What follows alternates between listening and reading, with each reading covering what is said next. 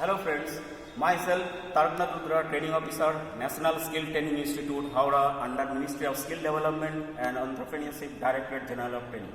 आज हम लोग व्हील बैलेंसिंग मशीन की इम्पोर्टेंसी, इसकी कंपोनेंट्स की आइडेंटिफिकेशन, एक्सेसरीज की आइडेंटिफिकेशन, व्हील बैलेंसिंग की प्रोसीड्योर और व्हील बैलेंसिंग मशीन की प्रिंसिपल ऑफ ऑपरेशन और मशीन की मेंटेनेंस के बारे में जानेंगे इस वीडियो से।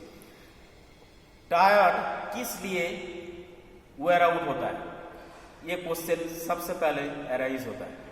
तो टायर वेयर होने के पीछे मेन कारण ये है, टायर में अनबैलेंस वेट की प्रेजेंस रहना। तो टायर की जो विड्थ है, टायर की विड्थ की किसी भी जगह में अनबैलेंस मास रह सकता है। मीन्स क्या है, प्रॉपर वे से मास डिस्ट्रीब्यूशन नहीं हो रहा है, तो जिसके कारण टायर की ट्रेड की वेयर हो सकता है, टायर पैच वेयर हो सकता है। टायर में अगर कोई अनबैलेंस वेट है, अनबैलेंस मास है, तो जिस जगह में अनबैलेंस वेट है उसी जगह में सेंट्रीफ्यूगल फोर्स डेवलप होता है, और जिस समय टायर रोटेट करता है तो ये सेंट्रीफ्यूगल फोर्स टायर को स्क्वीज कर देता है, जिस समय अनबैलेंस वेट आके रोड सरफेस के साथ मीट होता है। तो ये जो सेंट्रीफ्यूगल फोर्स है, इसको F से डिनोट करते हैं, और ये सेंट्रीफ्यूगल फोर्स स्पीड की स्क्वायर वैल्यू के साथ directly proportional, means F directly proportional to n square. n indicates speed. Speed अगर इंक्रीज होगा, टायर वेयर भी इंक्रीज होगा। तो ये जो इफेक्ट है अनबैलेंस वेट का, किसके ऊपर आता है? नंबर 1 स्टीयरिंग व्हील, और number 2 vehicle body, number 3 vehicle में जितने भी जॉइंट्स है, सस्पेंशन सिस्टम है, इसके ऊपर अनबैलेंस वेट का इफेक्ट आता है। व्हीकल में अगर फ्रंट व्हील में अनबैलेंस वेट की प्रेजेंस है, अनबैलेंस वेट है, तो जिस समय ड्राइवर व्हीकल को ड्राइव करेगा उस समय स्टीयरिंग में वाइब्रेशन आएगा। व्हीकल की स्पीड जैसा इंक्रीज होगा तो वाइब्रेशन को हम लोग और ज्यादा फील कर सकेंगे। सिमिलर वे से रियर व्हील में अगर अनबैलेंस मास रहेगा व्हीकल में, तो बॉडी वाइब्रेट करेगी, और बॉडी वाइब्रेट करने का मतलब इसके साथ जितने भी जॉइंट्स हैं, सस्पेंशन सिस्टम है, सबका क्या होगा, लाइफ धीरे धीरे धीरे धीरे रिड्यूस होगा। तो इसलिए व्हील की प्रॉपर बैलेंसिंग होना जरूरी है। व्हील को बैलेंसिंग करने की क्या मतलब है? बैलेंसिंग मतलब टायर में किस लोकेशन पे अनबैलेंस मास की उपस्थिति है, और अनबैलेंस मास की अमाउंट क्या है, और साथ ही में जितना अनबैलेंस वेट है उसका इक्वल वेट टायर की रिम में ऐड करना है, ताकि उस अनबैलेंस को हम लोग दूर कर सकें। एलिमिनेशन ऑफ अनबैलेंस व्हील को बैलेंसिंग करके ही करना है, और जिसमें एग्जैक्टली 180 डिग्री ऑपोजिट डायरेक्शन में अनबैलेंस वेट की इक्विवेलेंट वेट को रिम में ऐड करके व्हील को बैलेंस किया जाता है। हम लोग दो तरीका से व्हील को बैलेंस कर सकते हैं। इसको स्टैटिक बैलेंसिंग और डायनामिक बैलेंसिंग इसकी नाम से जाना जाता है। स्टैटिक बैलेंसिंग मतलब क्या है? जिसमें रिम की विड्थ 3 इंच से कम होता है, उस केस में स्टैटिक बैलेंसिंग प्रोसेस को फॉलो किया जाता है, जैसे कि मोटरसाइकिल की व्हील्स। स्टैटिक बैलेंसिंग में रिम की एक ही साइड में वेट को ऐड किया जाता है, लेकिन एक साइड में वेट को ऐड करने के बाद जो डायनामिक फोर्स डेवलप होता है व्हील में, वो डायनामिक फोर्स व्हीकल के ऊपर ज्यादा इफेक्ट क्रिएट नहीं करता है। इसीलिए नहीं करता है क्योंकि रिम की विड्थ कम है। अगर रिम की विड्थ 3 इंच से ज्यादा हो जाता है, मीन्स वाइडर रिम, तो इस सिचुएशन में डायनामिक फोर्स की इफेक्ट व्हील के ऊपर ज्यादा आता है और जिसके कारण व्हील ओबलिंग या व्हील सैकिंग होना चालू हो जाता है। तो व्हील ओबलिंग या व्हील सैकिंग इसको रिमूव करने के लिए, इसको बैलेंस करने के लिए हम लोगों को डायनामिक बैलेंसिंग को फॉलो करना है। डायनामिक बैलेंसिंग में व्हील की बोथ साइड में, मीन्स रिम की इनर प्लेन और रिम की आउटर प्लेन, बोथ साइड में वेट को ऐड किया जाता है, जिसके कारण कोई भी डायनामिक फोर्स कपल क्रिएट नहीं हो पाता है और व्हील प्रॉपर वे से बैलेंस हो पाता है। डायनामिक बैलेंसिंग में रिम की 2 प्लेन में वेट को ऐड किया जाता है, जिसके कारण डायनामिक बैलेंसिंग को 2 प्लेन बैलेंसिंग कहा जाता है। तो ये जो 2 प्लेन बैलेंसिंग है, ये नॉर्मली कार व्हील्स के लिए यूज किया जाता है और इसके लिए कंप्यूटराइज व्हील बैलेंसिंग इक्विपमेंट की इस्तेमाल किया जाता है। अभी मशीन की कंपोनेंट्स और व्हील बैलेंसिंग करने के लिए जो एसेसरीज की रिक्वायरमेंट है उसको आइडेंटिफाई करेंगे। नंबर 1 ये है आपका मशीन की cabinet, machine cabinet. Next number 2 wheel clamping threaded shaft. देखिए जहाँ पे व्हील को क्लैम्प किया जाता है बैलेंसिंग के लिए और इस शाफ्ट में थ्रेड हो रखा है व्हील को टाइट देने के लिए, इसको व्हील क्लैंपिंग थ्रेडेड शाफ्ट कहा जाता है।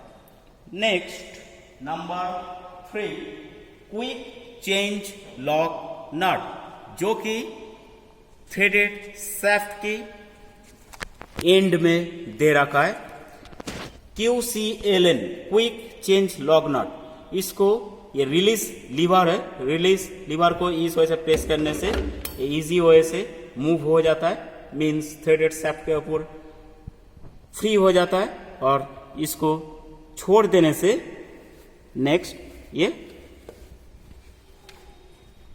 टाइट होता है। नेक्स्ट इसको अगर रिलीज करना है तो इस वजह से हम लोग रिलीज कर सकते हैं। नेक्स्ट नंबर 4 ये जो यूनिट है इसको बोलता है डिस्प्ले एंड कंट्रोल पैनल।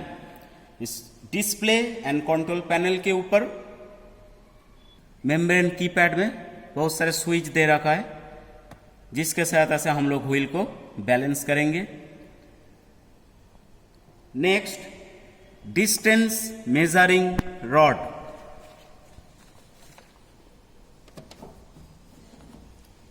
ये जो रॉड है इसको बोलता है distance measuring rod. Means machine से रिम की डिस्टेंस कितना है वो मेजर करने के लिए हम लोग डिस्टेंस मेजरिंग रॉड को यूज करेंगे। Next, guard. देखिए ये व्हील गार्ड, इसको कहते हैं व्हील गार्ड। जिस समय व्हील रोटेट करेगा उस समय व्हील गार्ड की पोजीशन यही होगा।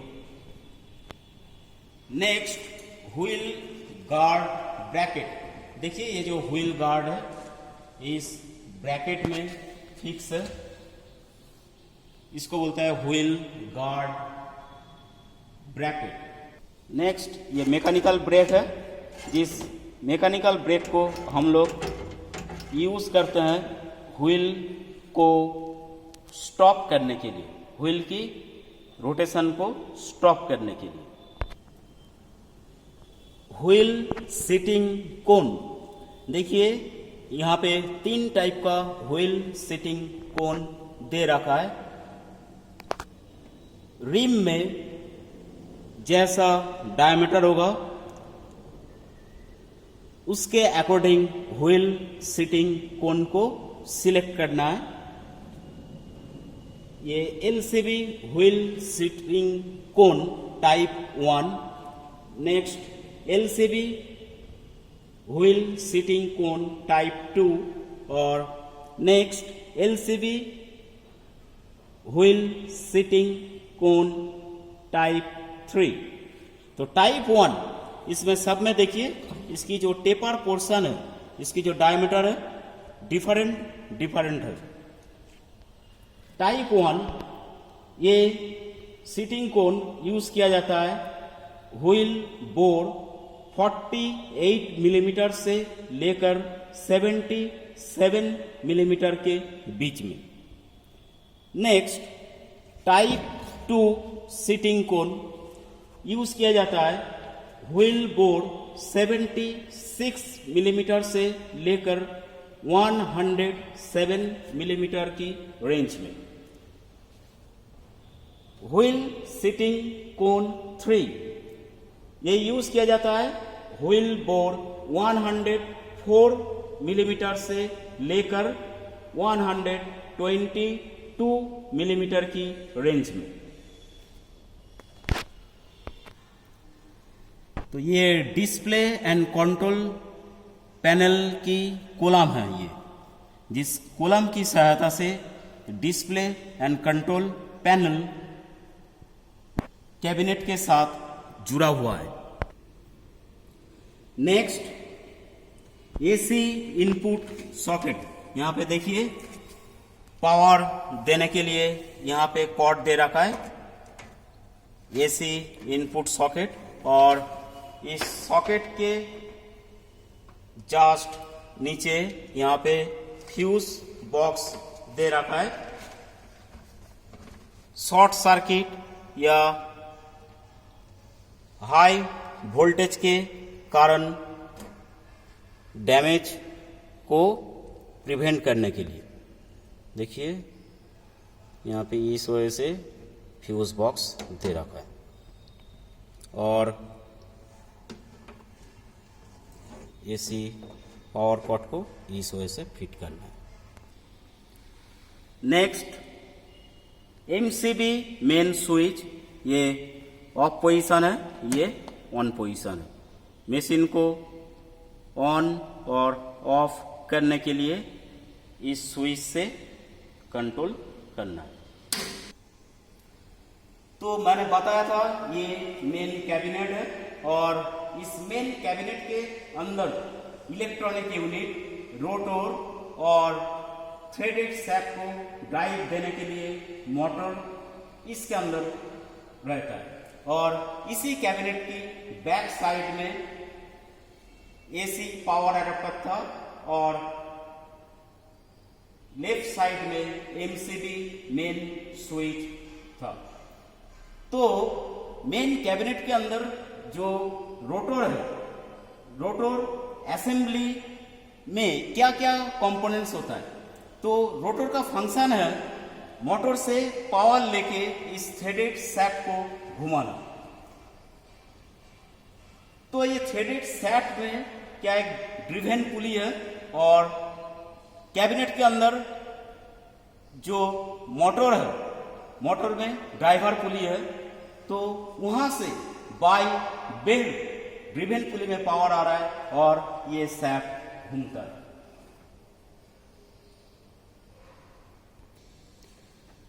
नेक्स्ट, डिस्प्ले और कंट्रोल पैनल में जो स्विचेस दे रखा है,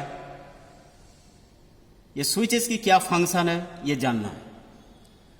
तो लेफ्ट साइड में देखिए यहां पे एक रिम की डायग्राम दे रखा है और रिम की विड्थ W से इंडिकेट हो रखा है, रिम की डायमीटर 5 से इंडिकेट हो रखा है और मशीन से रिम की डिस्टेंस किस वे से मेजर करना है वो एरो से शो कर रखा है।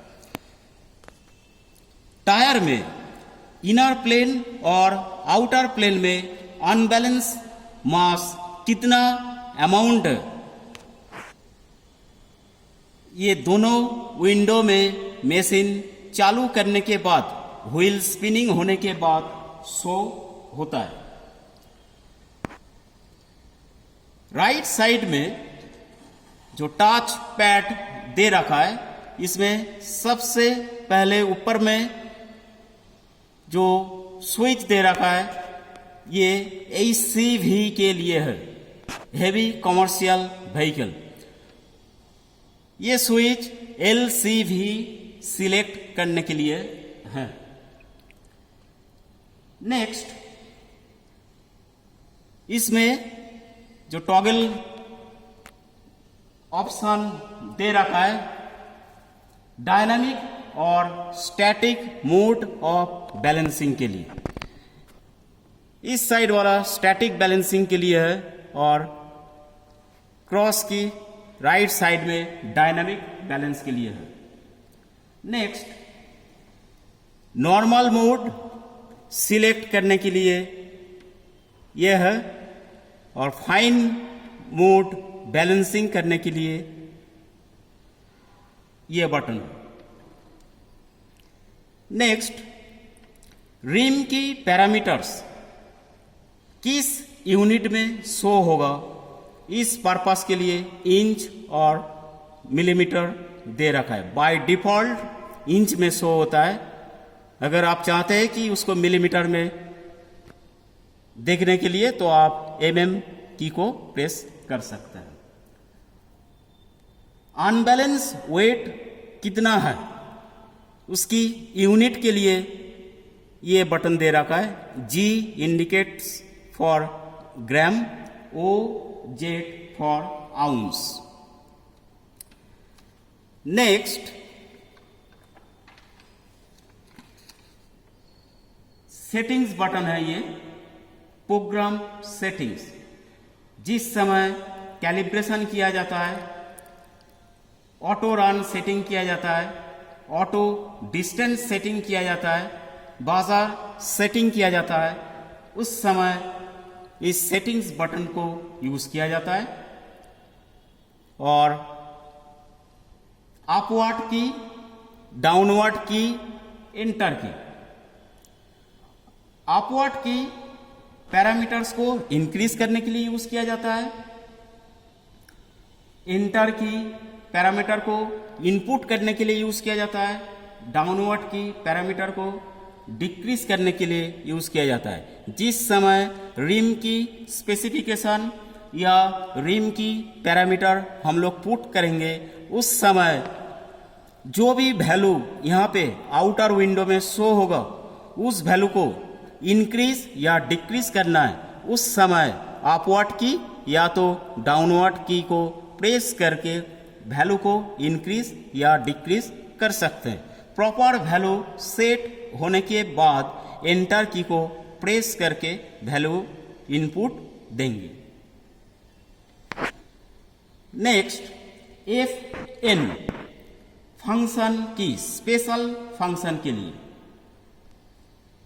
ये फंक्शन की यूज करके split weight function, optimisation function select कर सकते हैं। नेक्स्ट,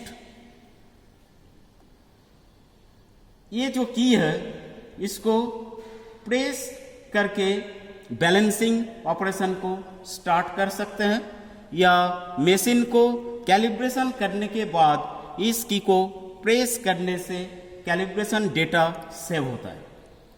नेक्स्ट देखिए, ये वाला जो बटन है स्टॉप बटन है। बैलेंसिंग जिस समय रनिंग है उस समय किसी भी सिचुएशन में अगर मोटर को स्टॉप करना है तो इस बटन को हम लोग प्रेस करेंगे, या बैलेंसिंग प्रोग्राम से एग्जिट होने के लिए इस बटन को प्रेस करेंगे।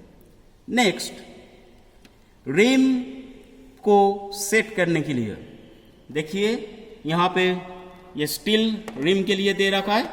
Next, aluminium 1, aluminium 2, aluminium 3, aluminium 4 and aluminium 5। Different types of RIMS के लिए ये बटन्स दे रखा है। व्हील में जिस टाइप का रिम लगा रहेगा उसके अकॉर्डिंग हम लोग इस बटन को यूज करके रिम सिलेक्शन करेंगे। नेक्स्ट, ये एसेसरीज है और इसको वेट प्लायर बोलता है। जिस समय स्टील रिम में ये क्लिप वेट को फिट करना है, देखिए ये क्लिप वेट है, जो क्लिप वेट स्टील रिम में फिट होगा। स्टील रिम में फिट करने के बाद इसको हैमरिंग करके टाइट कर दिया जाता है। इस पर्पस के लिए यहाँ पे ये हेड दे रखा है और व्हील को बैलेंसिंग करने से पहले पुराना व्हील में जो भी वेट, बैलेंस वेट अटैच हो रखा है उसको रिमूव करने के लिए इस साइड से रिमूव करना है। ये देखिए यहाँ पे ये ग्रुप दे रखा है, ये ग्रुप, और इस वजह से व्हील से रिमूव करना है।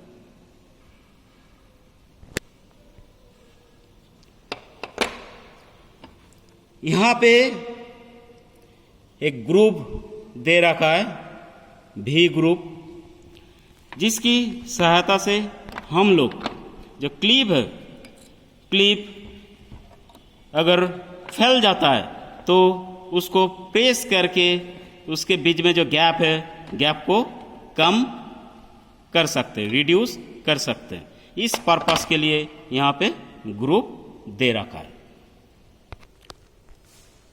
नेक्स्ट, ये विथ कैलिपर है और मशीन में इनपुट पैरामीटर देने के लिए हम लोग इस विथ कैलिपर को यूज करेंगे। इस विथ कैलिपर में यहाँ पे स्केल दे रखा है, जिस स्केल से हम लोगों को ये पता चलेगा रिम की विथ कितना है। यहाँ पे हाफ इंच यूनिट में दे रखा है, यहाँ पे हाफ इंच करके इंक्रीमेंट हो रखा है। सपोज 3 इंच का विथ है, 3 इंच विथ है रिम की, तो यहाँ पे भी जो एंड है कैलिपर विथ का जो एंड है, एंड में भी डिस्टेंस 3 इंच होगा। और यहाँ पे देखिए जो स्केल है और जो पॉइंटर है, पॉइंटर 3 के साथ मैच हो रहा है। इट मीन्स इसकी विथ 3 इंच है। एक एंगुलर स्केल यहाँ पे भी दे रखा है और इसकी ऑपोजिट साइड में यहाँ पे भी एंगुलर स्केल दे रखा है। तो ये जो विथ कैलिपर है रिम की विथ चेक करने के लिए दे रखा है। इसमें हाफ इंच इंक्रीमेंटल मोड है। नेक्स्ट, जो थ्रेडेड शाफ्ट है, इस थ्रेडेड शाफ्ट में ये जो यूनिट है, इस यूनिट को बोलता है MCD, means mid centring device. तो मिड सेंटरिंग डिवाइस में क्या क्या पार्ट्स है? ये जो कंपोनेंट है इसको बोलता है tyre seating cone with stud. ये टायर सीटिंग कोन है, जिस समय टायर को फिट करेंगे उस समय टायर की जो इनर पोर्शन है, इनर पोर्शन इस साइड में आता है। Next, wheel clamping shaft. ये देखिए, ये जो थ्रेडेड शाफ्ट है इसको बोलता है wheel clamping shaft. Wheel clamping shaft ये फ्लेंज यूनिट के साथ एलन स्क्रू से टाइट रहता है। व्हील सेंटरिंग शाफ्ट के सेंटर में बोर्ड है और इस बोर्ड से एलन स्क्रू की सहायता से फ्लेंज के साथ टाइट किया गया है। नेक्स्ट, थ्रेडेड शाफ्ट के ऊपर व्हील सीटिंग कोन को लगा के व्हील को फिट किया जाता है। तो फ्लेंज में सबसे पहले यहाँ पे एक कोनिकल स्प्रिंग दे रखा है, इसको टायर सीटिंग कोन स्प्रिंग बोलता है। तो टायर सीटिंग कोन स्प्रिंग के ऊपर व्हील सीटिंग कोन को फिट किया जाता है। व्हील सीटिंग कोन में व्हील को फिट करने के बाद QCLN quick change lock nut से टाइट कर दिया जाता है और QCLN की ये जो पोर्शन है इसको बोलता है हब और इसको बोलता है रिलीज लीवर। देखिए, रिलीज लीवर को प्रेस करने के बाद ये इजी वे से मूवमेंट हो रहा है और रिलीज लीवर को छोड़ देने के बाद ये शाफ्ट के ऊपर मूव करता है टाइट के लिए। किसी भी जगह से हम लोग रिलीज लीवर को प्रेस करके QCLN यूनिट को रिमूव कर सकते हैं। देखिए, इसमें क्विक रिलीज लीवर को प्रेस करने के बाद देखिए ये थ्रेडेड पोर्शन से सेपरेट हो जा रहा है।